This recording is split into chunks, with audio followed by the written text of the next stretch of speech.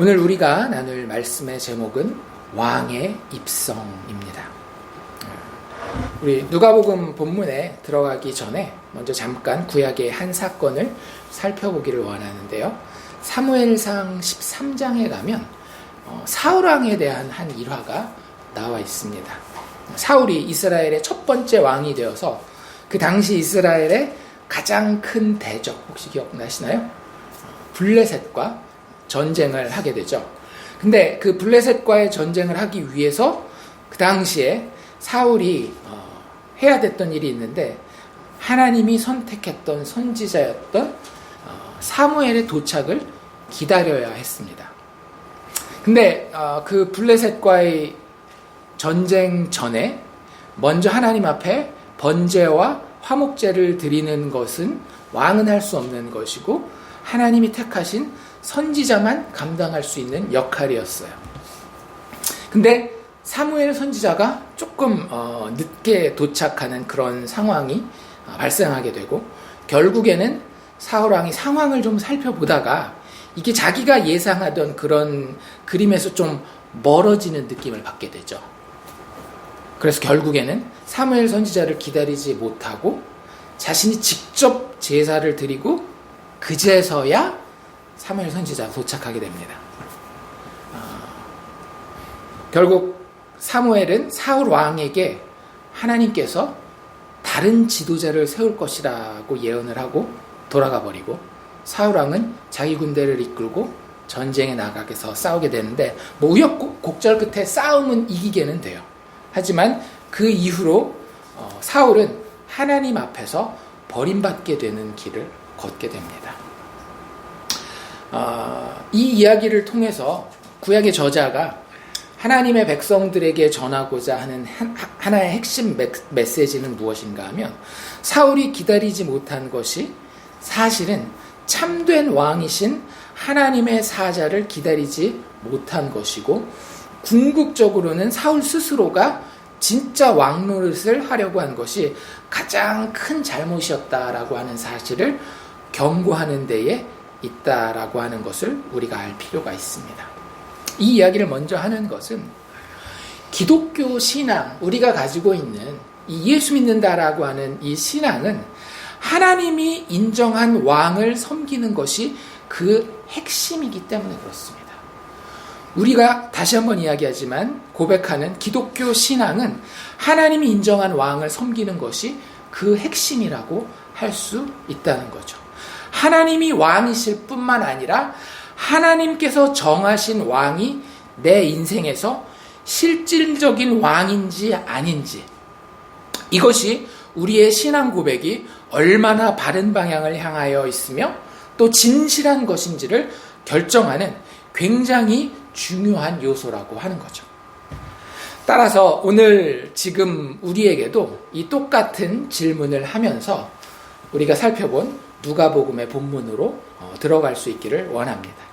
나는 과연 누구를 진정으로 왕으로 인정하고 있는가? 오늘 본문은 예수님께서 드디어 예루살렘에 입성하시는 그런 장면입니다. 우리가 살펴보진 않았지만 지난주에 예수님이 삭개오를 만나시는 사건 이후에 한 가지 비유를 가르치고 계시는데요.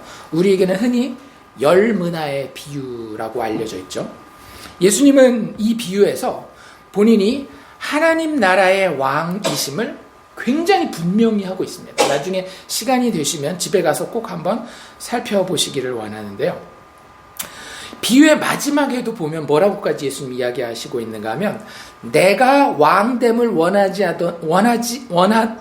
아니하던 저 원수들을 끌어다가 내 앞에서 죽이라라는 엄중한 경고까지도 내어놓으실 정도로 본인의 왕되심을 굉장히 강력하고 엄중하게 강조하고 계십니다. 그리고 나서 오늘 이 본문을 통해, 우리가 읽은 이 예루살렘 입성의 이 본문을 통해 예수님은 하나님이 기름 부으신 왕으로서 예루살렘에 준비된 그분의 왕좌에 좌정하실 대관식의 첫 걸음을 걷고 계시는 겁니다. 오늘 본문이 아까도 우리가 읽은 것처럼 조금 길기는 한데 그래도 크게 한 3장면 정도로 나눠볼 수 있을 것 같아요. 먼저 첫 번째 장면을 살펴볼 텐데요. 이 첫 장면에서 예수님은 마침내 예루살렘으로 들어가십니다. 우리 9장부터 시작되었었던 예수님의 예루살렘을 향한 여정이 드디어 그 목적지에 도착하게 되는 거죠. 28절 우리가 보면 예수께서 이 말씀을 하시고, 어떤 말씀이겠어요? 위에 나와 있던 이 10문화의 비유를 가르치시고 나서 예루살렘을 향하여 앞서서 가시더라라고 이야기하고 있습니다. 그냥 예루살렘을 향하여 가셨다가 아니라 앞서서 가셨다라고 하는 이 표현은요, 그 부하들을 이끌고 앞장서서 행진해 오는 용사왕으로서의 그림을 우리에게 보여주고 있습니다. 그냥 단지 예수님이 무리를 이끌고 가는 것이 아니라 전쟁에서 승전한 왕으로서의 예수님이 그 무리와 함께 마침내 그 도시에 들어가는 그런 모습이죠. 그리고는 감람원이라고 하는 산 근처에 있는 마을에 도착하게 되는데 그 마을의 이름은 벳바게와 베다니였죠. 그래서 우리가 잘 아는 나사로와 마르다, 마리아가 살던 그런 마을이었고요. 예수님이 마지막 예루살렘에서 일주일을 보내시면서 그들과 함께 지냈던 것을 우리는 요한복음의 기록을 통해서 알게 됩니다. 예수님은 그 벳바게와 베다니 근처 즈음에서 이제 제자들을 보내 나귀 새끼 한 마리를 준비하라고 하십니다. 이렇게 얘기하시죠. 이르시되 30절입니다. 너희는 맞은편 마을로 가라. 그리로 들어가면 아직 아무도 타보지 않은 나귀 새끼가 매어 있는 것을 보리니 풀어 끌고 오라. 예수님이 이렇게 말씀하신 대로 제자들이 보냄을 받게 되고요. 실제 그 맞은편 마을에 갔을 때에 나귀 새끼 하나를 만나서 그 주인에게 주께서 쓰시겠다라고 말하고 그 나귀 새끼를 풀어서 그것을 끌고 예수님 앞에 오게 되죠. 그리고 제자들은 자기의 옷을 나귀 위에 깔고 예수님이 타도록 준비하시고 또 가실 때에는 그 길에 자기의 옷을 펴서 주님의 예루살렘 입성을 준비하게 됩니다. 그림은 대충 그려지시죠. 이 모습은 그들이 왕을 맞이하고 있음을 분명하게 보여주고 있는 거예요.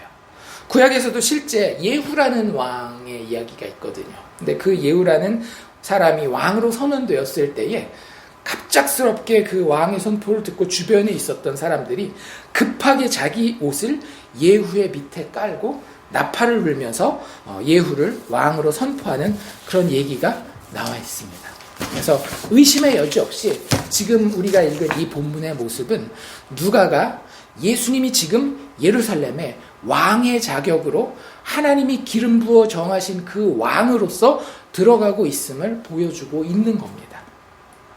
그리고 이 예수님의 행동은요, 결코 우연히 일어난 일이 아니라고 하는 거예요.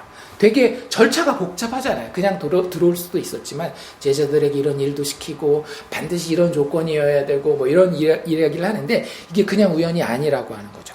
예수님 스스로 구약에 예언된 하나님의 보내실 왕 그리스도의 모습이 어떠한지를 친히 아시고 계셨고 그것을 성취하기 위하여 이러한 모습으로 지금 예루살렘으로 들어가고 계시는 겁니다.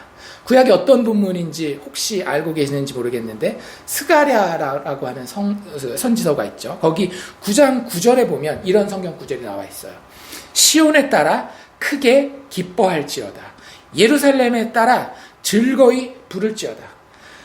보라, 내 왕이 내게 임하시나니 그는 공의로우시며 구원을 베푸시며 겸손하여서 나귀를 타시나니 나귀의 작은 것 곧 나귀 새끼니라. 이 스가랴서의 배경이 어떻게 되는가 하면 솔로몬 성전이 무너지잖아요. 그리고 나서 이스라엘 백성들이 바벨론으로 포로로 갔다가 돌아와서 제2차 성전이 지어질 때에 하나님의 백성들을 격려하기 위해서 스가랴라고 하는 선지자가 하나님의 백성들을 향해서 하나님의 위로의 말씀을 전하고 더 나아가서는 종말론적으로 하나님의 나라의 회복을 선포하기 위해서 기록된 책이 바로 이 스가랴라고 하는 선지서입니다. 그래서 여러 종말론적인 이야기가 이 스가랴서에 많이 나와 있는데 그 예언 중에 이 9장의 말씀에 어떤 이야기가 나오는가 하면 하나님의 보내실 하나님의 백성과 하나님의 나라를 회복할 왕이 임할 것이다 라는 내용이 있는데요. 그 왕이 어떻게 올 것이냐?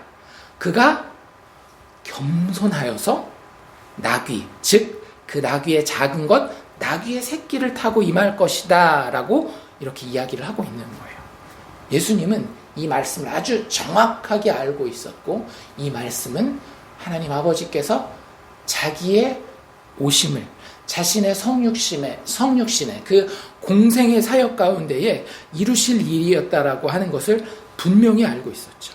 이만큼 정확한 예수님에 대한 예언자 소개가 구약의 다른 데서 찾아보기 힘들 정도로 이 부분은 분명히 예수님에 대한 이야기였으며 예수님은 이것을 알고 있었고 나는 하나님이 보내신 하나님이 약속하신 그 왕으로 지금 하나님의 나라의 수도인 예루살렘을 향해 나의 대관식을 향하여 입장하고 있는 것이다 라고 선언하고 있는 겁니다. 예수님의 이 준비와 이 과정 자체가 이런 선언을 담고 있는 거예요.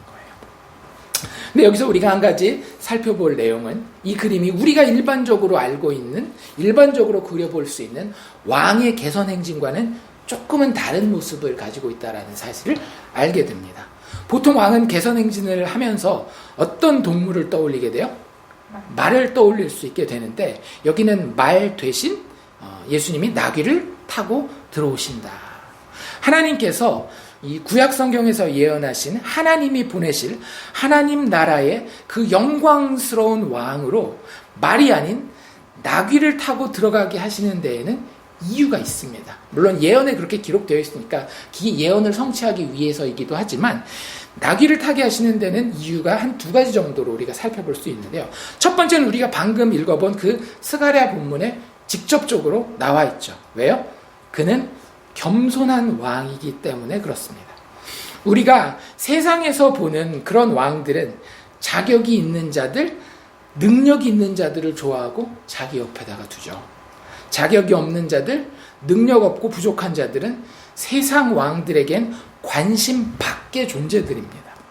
하지만 하나님이 약속하신 왕은 그런 마음이 아니라 본인 스스로가 겸손하여서 자기 백성들을 위하여 결국에는 십자가에 죽으시기까지 낮아지시는 그러한 겸손의 왕이기 때문에 나귀를 타고 들어온다라는 거예요.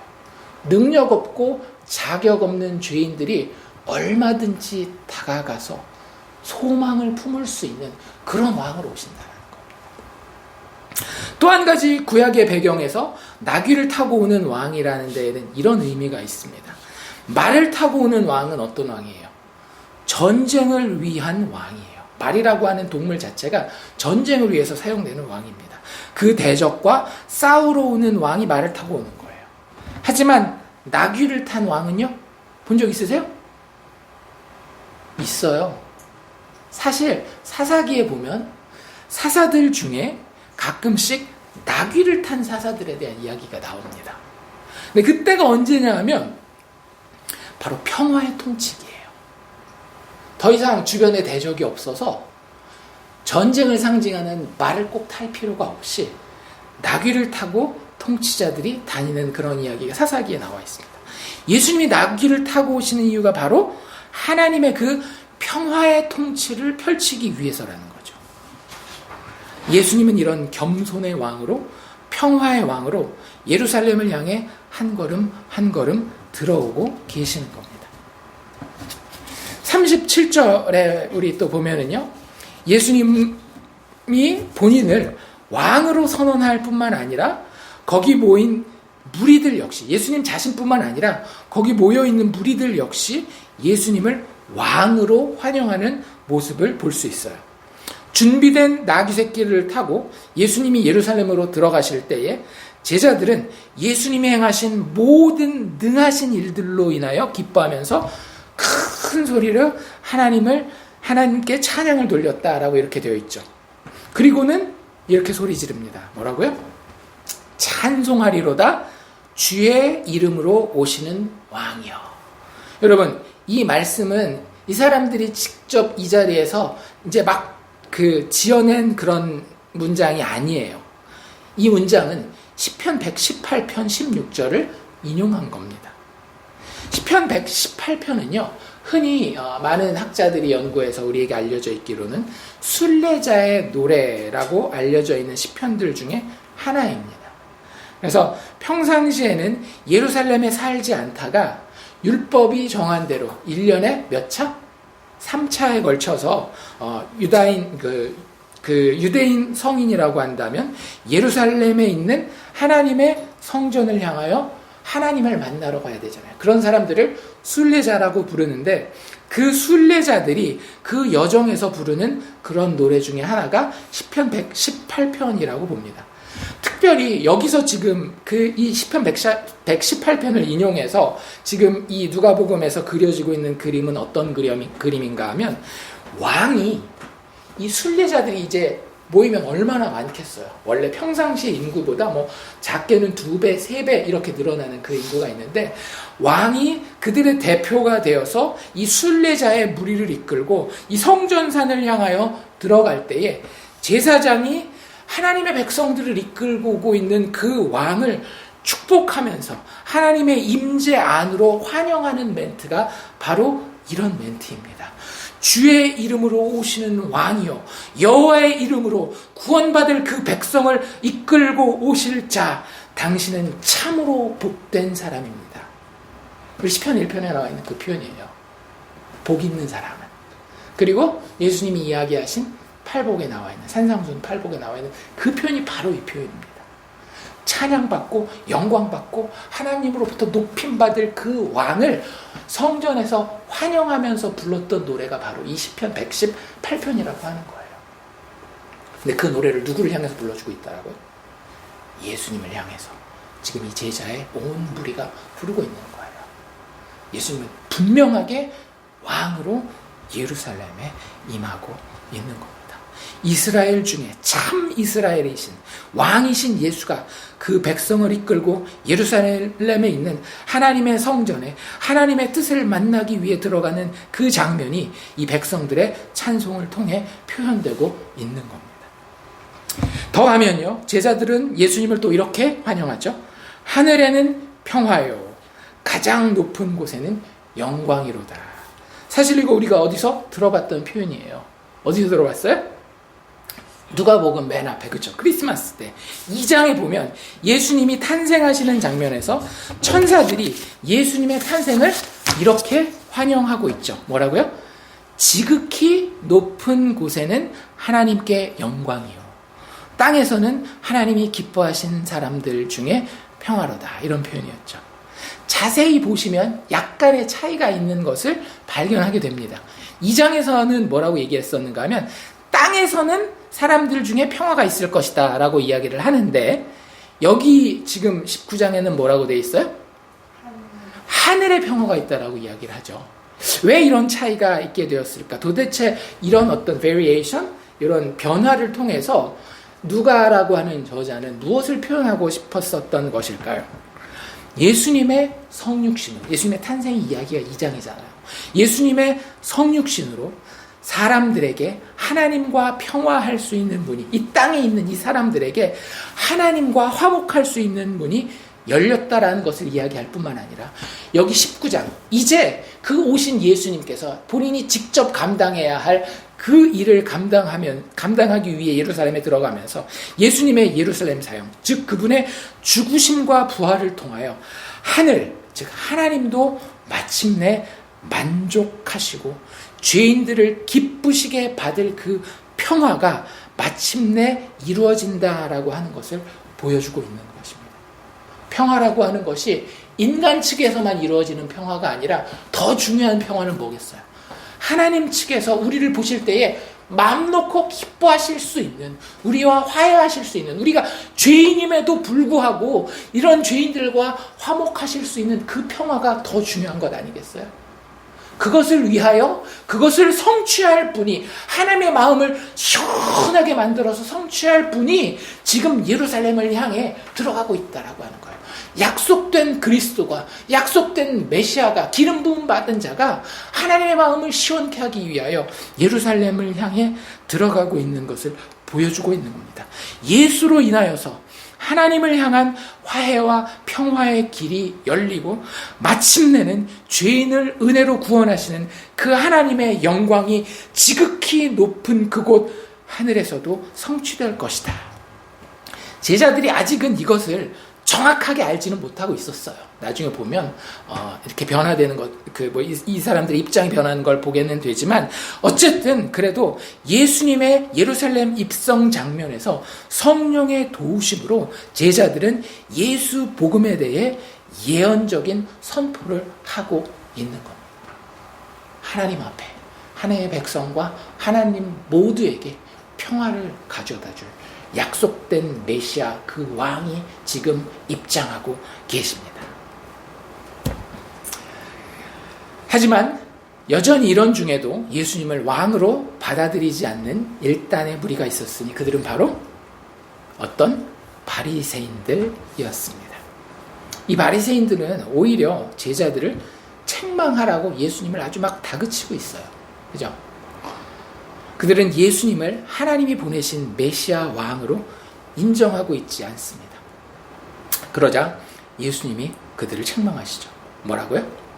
내가 너희에게 말하노니 만일 이 사람들이 침묵하면 돌들이 소리 지르리라.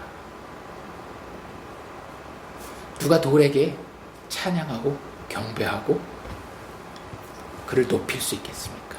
예수님 한 분 외에는 그런 분이 없는 거예요. 왜? 예수 그리스도의 왕으로 오심은 하나님의 주권적인 작정이었기 때문에. 너희들이 아무리 너희들 마음에 들지 않아 해도 하나님의 예정 안에서 예수는 마땅히 찬양받을 수밖에 없는 하나님의 뜻을 그 온전히 이루실 왕이라고 하는 것을 예수님이 친히 선언하고 있는 겁니다. 사람이 이 왕을 찬양하지 않아? 그러면 돌들이라도 찬양할 거야. 왜? 하나님의 작정 안에 오신 왕이기 때문에. 여러분, 우리 인생에도 예수님은 매일 왕으로 좌정하기 위하여 임하고 계십니다. 오늘 아침에도, 내일도, 모레도, 1년 후에도, 10년 후에도 예수님은 같은 태도로 우리 마음의 왕좌에 좌정하기 위하여 임하고 계십니다. 우리의 반응은 어떻습니까? 제자들입니까? 아니면 바리새인들입니까? 지금 예루살렘에 들어오시는 예수님의 이 모습을 통해 본문은 우리에게 이렇게 권면하고 있습니다. 오시는 겸손한 왕, 그 예수를 기쁨으로 맞이하라고.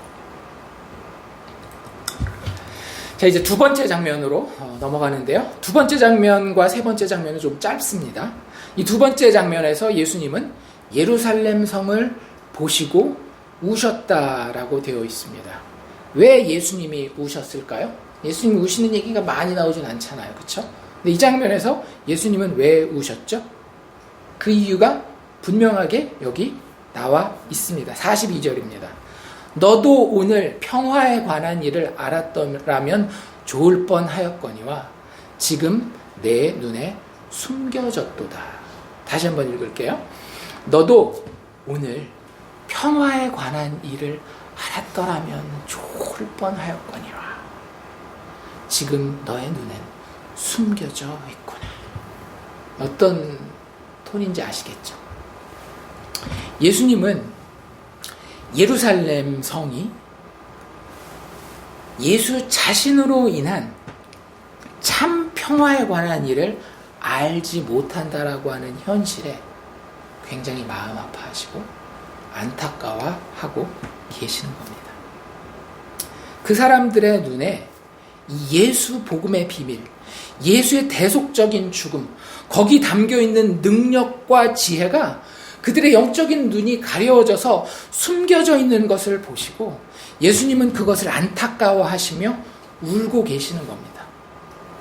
왜요? 예수를 통한 그 평화의 비밀을 알지 못하는 인생은 다가올 심판을 피하지 못할 것이기 때문에 그런 것이죠. 실질적으로 이 예루살렘이라고 하는 도시는 우리에게는 하나님의 역사적 예표가 되는데요. 이로부터 채 100년이 지나지 않은 AD 70년이 되면 예수님이 예언하신 대로 이런 일들이 벌어집니다. 예수님을 이렇게 거절하고 예수님을 십자가에 못 박은 이 예루살렘 성은 로마의 침략에 의해서 완전히 무너지는데, 여기 예수님이 언급하신 그대로 진짜 말 그대로 돌 하나도 돌 위에 남기지 않고 그 성벽과 성전이 싸그리다 멸망되는 일을 경험하게 되는 거예요. 여러분들, 우리 인생에도 실질적으로 인생에 큰 자연재해를 당한다든지 그런 건 말고, 우리가 인간이기 때문에 당할 수밖에 없는 다가오는 재앙들이 있다라고 하는 걸 알아야 돼요. 그것이 건강의 문제가 됐건, 인간관계의 문제가 됐건, 재정의 문제가 되었건, 아니면 죽음의 문제가 되었건, 죄인으로 태어나서 이 땅에서 사는 인간에게는 반드시 다가올 멸망이, 심판이 있다라고 하는 것을 알아야 됩니다. 그런데 예수님은 뭘 알고 있어요? 피할 길을 알고 있는 거예요. 그 심판과 재앙을 피해갈 평화의 길을 예수님은 알고 있는 거예요. 그리고 그분은 우리의 참 아버지의 마음을 가지고 있습니다. 한번 잘 생각해 보세요. 부모로서 내가 자식이 잘 될 길을 알아요. 아니, 진짜 몹쓸 병에 걸렸는데 그 병에서 나을 길을 알아요. 근데 그 자녀가 그 길을 쓰고 눈을 가리며 모르려고 한다라고 해보십시오. 그 마음이 어떨지. 예수님이 44절에 보면 한 재미있는 특별한 표현을 쓰시는데요. 뭐라고 되어 있는가 하면, 내가 보살핌을 받는 날을 알지 못함을 인함이라 라고 그들이 멸망하게 되는 이유를 다시 한번 조금 다른 표현으로 쓰고 있어요. 앞가지의 문맥에서 보면 그 44절 다시 한번 조금 길게 설명을 드려보면, 너희가 그렇게 비참하게 멸망하게 될 텐데 그 이유가 무엇이냐? 너희가 보살핌을 받는 날을 알지 못하기 때문이다. 이런 얘기를 하고 계시는 거예요. 이게 무슨 얘기냐면, 여기 이 보살핌이라는 단어요. 우리가 한글로 이렇게 써 있으면 보통은 좀 뭐라 그래야 될까? 돌본다, 그런 의미로 생각하는데 사실 성경 원어는 그런 의미는 아닙니다. 여기서 이 보살핌이라고 번역된 이 헬라어 단어는 방문하다, 혹은 좀 더 확장해서 방문해서 돌보다, 그러니까 본다라는, 그러니까 방문하고 그걸 눈으로 살펴본다라는 데에 그런 중심된 의미를 가지고 있는 그런 단어예요. 그래서 이게 지금 개역 개정이잖아요. 옛날 번역 개역 한글에는 뭐라고 되어 있는가 하면, 권고받는 날을 알지 못하기 때문에 너희들 망하게 되었다, 이렇게 이야기를 하고 있는 거예요.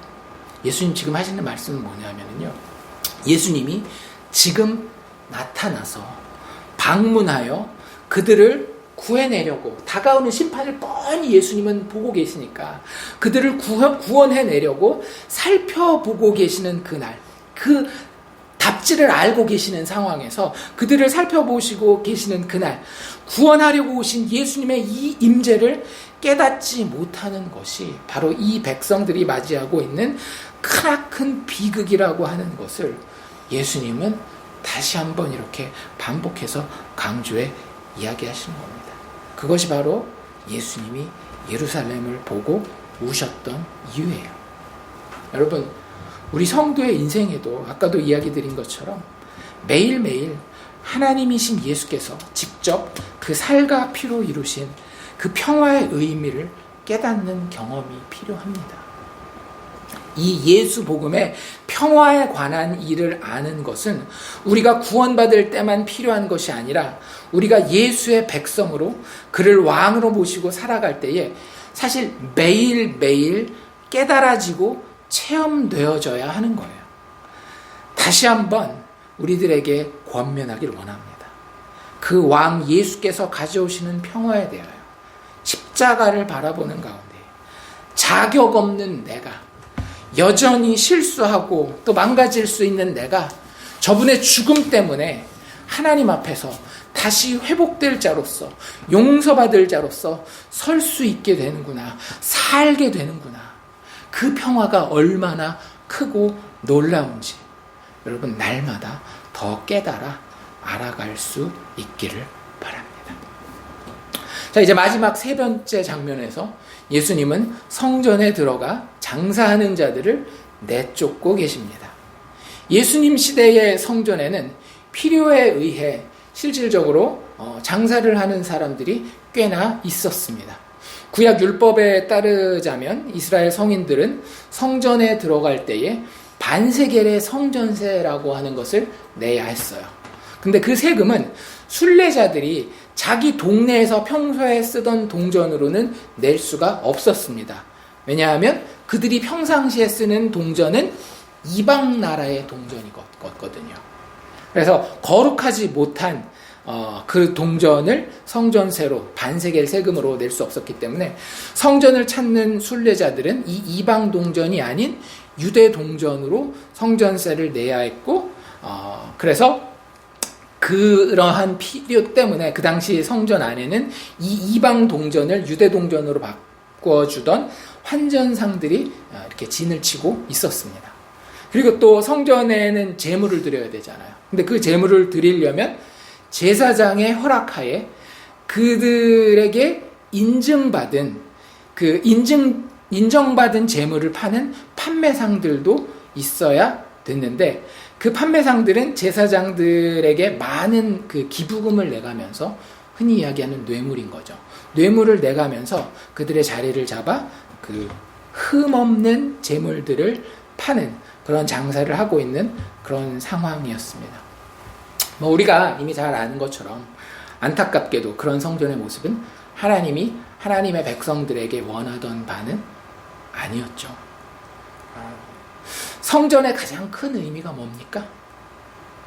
하나님이 하나님의 백성 중에 함께 계시는 것. 그것이 성전의 의미 아니에요? 그러면 하나님의 백성이 그 성전에 나아갔을 때 가장 중요한 것은 그 하나님의 임재를 정말로 그 심장 깊이 체험하는 것이 되어야 할 것입니다. 그렇죠? 그 표현을 예수님은 여기 뭐라고 이야기하고 있는가 하면, 기록된 바 내 집은, 성전은 기도하는 집이 되리라, 이런 표현을 하고 있는 거예요. 내 집은 기도하는 집이 되리라. 이게 무슨 뜻이라고요? 하나님의 임재를 심장 깊이 하나님의 백성들이 체험하는 것을 이렇게 예수님 표현하고 있다는 거예요. 하나님의 참 백성들에게 성전은 기도하는 집, 즉 하나님의 실질적이고 인격적인 임재를 하나님과의 대화, 즉 기도를 통해서 체험하는 곳이어야 한다라고 하는 것을 예수님은 이사야서 56장에 있는 이 말씀을 인용함으로써 다시 한번 하나님 백성들에게 상기시키고 있는 거예요. 너희들 성전에서 가장 중요한 게 뭔지 알아? 하나님과의 정말로 인격적인 만남이야. 그분이 정말로 네가 눈으로 보는 네 옆에 있는 네 친구와 네 가족과 대화 나누는 것처럼 기도를 통해서 체험되어야 하는 것이 이 성전의 의미라고 하는 거야. 하지만 현실은 어때요? 현실은 예레미야 7장에 나와 있는 그 표현대로 각자의 유익만을 추구하는 강도의 소굴이었던 겁니다. 예수님 그 얘기를 하고 계시는 거예요. 여러분, 하나님과의 바른 관계는요, 개인적으로 그분을 신뢰하여서 그분과 친밀하게 매일매일 대화를 나눌 수 있는 그런 관계입니다. 즉, 기도를 통해 증명되고 체험되는 관계라고 하는 거죠. 구약의 여러 본문들을 통해서, 그리고 예수님의 공생애를 통해서 하나님은 자신의 자녀들과 이런 친밀한 인격적 사랑의 관계를 가지기 원하신다라고 너무나도 많이 강조하여서 하나님의 백성들에게 알려주셨어요, 이미. 그런데 이런 친밀한 사랑의 관계는 지금 이제 이 예수님의 이야기를 통해서 우리에게 설명되는 건데요. 이런 친밀한 관계는 은혜의 주이신 예수 그리스도를 통해서 하나님을 아는 것으로만 가능합니다. 이게 무슨 얘기인가 하면, 만약에 우리가 예수를 통해서 하나님을 알게 되는 게 아닌 그냥 율법적인 하나님만 알게 된다면 우리는 하나님과 절대로 이런 인격적인 관계를 가질 수 없게 되고요. 결국에는 우리는 단순하게 종교 예식과 규율만을 가진 존재로 남게 되는 거예요. 얼마나 법을 잘 지켰는지에 따라서 상을 받기도 하고 벌을 받게도 되는 하나님과 거래하는 관계. 여기에 나와 있는 장사하는 소굴, 즉 강도의 소굴이 될 수밖에 없다라고 하는 거죠. 사실 여기서 강도는 무슨 뜻인가 하면요, 자기의 유익을 최대치로 요구하는 그런 존재를 이야기하는 거예요. 어느 정도까지? 다른 사람의 생명을 해할 수 있기까지 자기의 유익을 최대치로. 그러니까 하나님과의 관계에서도 누구의 유익이? 나의 유익이 최대치로 이루어져야 하는 그런 하나님과의 거래적인 관계를 가지게 되는 그런 존재가 될 수밖에 없는 것이, 예수 없이 신이라고 하는 존재를 바라볼 때에 우리가 가지게 될 수밖에 없는 하나님과의 관계라는 거죠. 근데 예수님이 아니라는 거예요. 너희들 나를 알라. 나를 통하여 아버지를 알라. 너희들 아무 자격 없는 자지만, 너희들 하나님으로부터 멀어진 잃어버린 자지만, 그 잃어버린 자를 찾으시는 것이 하나님의 모습이다. 내가 너희를 위하여 이 땅에 오고 너희를 위하여 십자가에 죽는 것을 통하여 그 아버지가 어떤 분인지, 그 하나님이 어떤 분인지 보도록 하여라. 그래서 그분과의 거래 관계에서, 그분과의 관계에서 칼만 안 들었지, 나에게 이것도 해주시고 저것도 해주시고 나에게 유익이 되는 모든 것을 다 해주십시오. 그거 아니면 내가 삐집니다. 이렇게 이야기할 수 있는 강도의 구렬의 관계로 하나님과 관계하지 말고, 예수라는 이 겸손한 왕을 통하여 자격 없는 무능력한 나를 품고 나를 책임지시는 그 하나님, 그 은혜의 주님, 내가 기도와 같은 깊은 인격적 대화의 관계를 통하여 더 알고 체험할 수 있기를 원합니다. 이게 하나님이 원래 원하셨던 바라고 하는 거예요. 그래서 여러분, 우리는 이 마지막 장면을 통해서요, 구원받을 죄인들의 왕이신 예수 안에서 하나님과 인격적인 신뢰의 관계를 맺어야 되겠구나라고 우리 스스로 다시 한번 다짐할 수 있으면 좋을 것 같습니다. 말씀을 마무리합니다. 내 인생에서 실질적인 왕은 누구입니까? 정말 예수 맞습니까? 아니, 예수라고 고백은 하는데 예수, 이 영광과 구원의 이름 앞에 진짜로 기대와 감격이 있나요? 이 왕의 이름을 사랑하고 자랑하려고 합니까? 우리 오늘의 본문을 통해 기억합시다. 예수가 누구이신지. 그분은 이 땅 위에 오신 하나님의 본체이시며 십자가에 달리사 우리 죄를 사하시는 겸손의 왕이십니다. 그분은 오늘도 우리의 삶의 나귀를 타고 오십니다. 그 예수를 내 삶의 왕으로 모시고 매일 우리 스스로에게 또 열방을 향해 그분이 예루살렘에서 십자가 위에서 이루신 평화를 선포하는 우리 모두가 되기를 주의 이름으로 축원합니다.